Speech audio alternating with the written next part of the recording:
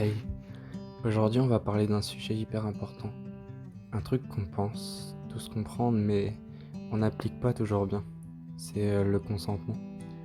On entend ce mot partout, dans les pubs, les débats, les séries. Mais est-ce qu'on sait vraiment ce que ça veut dire? Et surtout, est-ce qu'on le respecte vraiment? Alors je te spoil, pas toujours malheureusement.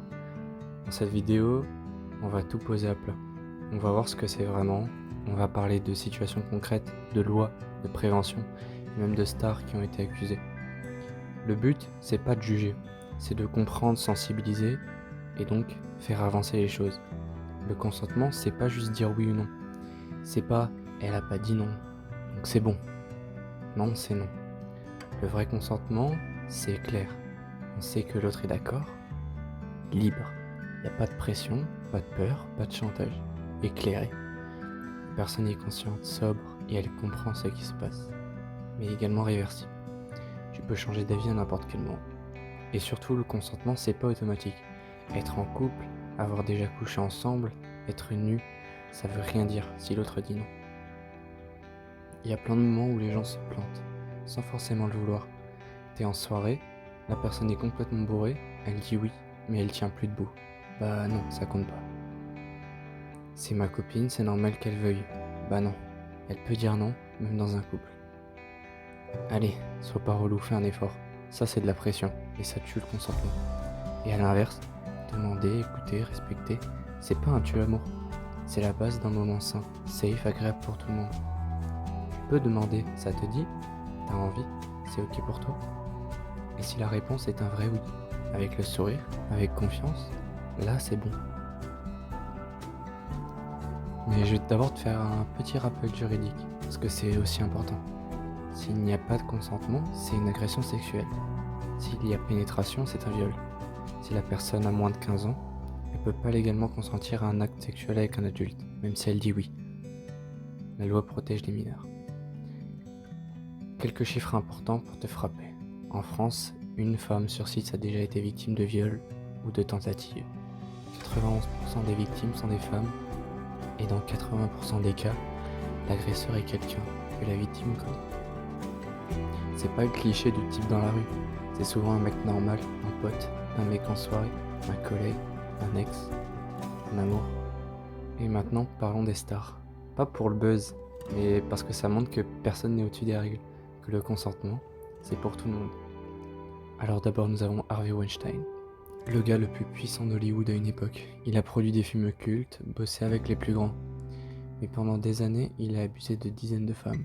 Has someone coerced you into being here?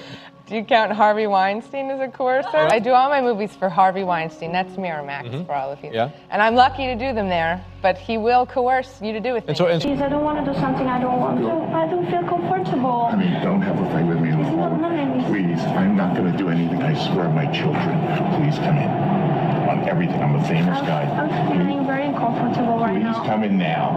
And 1 minute. And if you want to leave, when the guy comes with my Why jacket, you can yesterday go. you touched my breast? Oh, please, I'm sorry. Just come on. I'm used to that. Come on. Actrice, assistante, collaboratrice, 80 témoignages. Et le pire, c'est que tout le monde le savait. Mais il était trop puissant. Aujourd'hui, il a été condamné à de longues peines de prison. Et ça a lancé le mouvement #MeToo. On a également Polanski, Roman Polanski, réalisateur culte. On lui déroule le tapis rouge alors qu'il a été accusé de viol sur mineur, dont une affaire qui date de 1977. D'autres femmes en parlent ensuite, et malgré ça, on continue de lui filer des prix. Mais soyons clairs, le talent n'excuse pas un crime. Chris Knowles, Monsieur Big, c'est le mec de Sex and the City, charismatique, classe. Et pourtant, plusieurs femmes l'ont accusé d'agression sexuelle. Et là encore, les gens ont eu du mal à y croire, parce que c'est Monsieur Big. Mais justement, ce sont rarement des monstres, c'est souvent des gens normaux. Luc Besson. Côté français, il y a aussi des affaires. Luc Besson, réalisateur de Léon, le 5e élément, a été accusé de viol par une actrice, et d'autres femmes ont témoigné ensuite. Et comme souvent, la justice traîne, les médias se taisent, mais les faits sont là. Pourquoi c'est important ? Parce que ça montre que même les mecs intouchables, même les stars doivent être tenus responsables. Et surtout que, quand une victime parle, elle mérite d'être écoutée. Alors concrètement, on fait quoi ? Si t'es victime, bah t'as rien fait de mal. T'as le droit d'être écouté, tu peux en parler à des proches, à des pros ou appeler des lignes à l'aide comme le 3919. Mais il y a aussi des assos et des psys, des espaces où tu peux parler en sécurité. Mais il n'y a pas que ça. Si t'es témoin de ça, tu peux dire quelque chose à un ça va, à la personne concernée ou un hey mec calme-toi, t'es lourd. Tu peux aussi soutenir une victime après coup, juste écouter sans juger. Et si t'es un mec comme moi, on doit être plus attentif, regarder nos comportements, éduquer nos potes.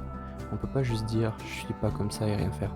Faut être actif, faut créer un climat de respect partout. Le consentement, c'est pas une case à cocher, c'est la base de toute relation saine. Et franchement, c'est pas si compliqué, juste demander, t'en as envie, c'est ok pour toi, ça coûte rien et ça change tout. Alors merci d'avoir regardé jusqu'ici. Si cette vidéo t'a fait réfléchir, partage-la, parle-en autour de toi.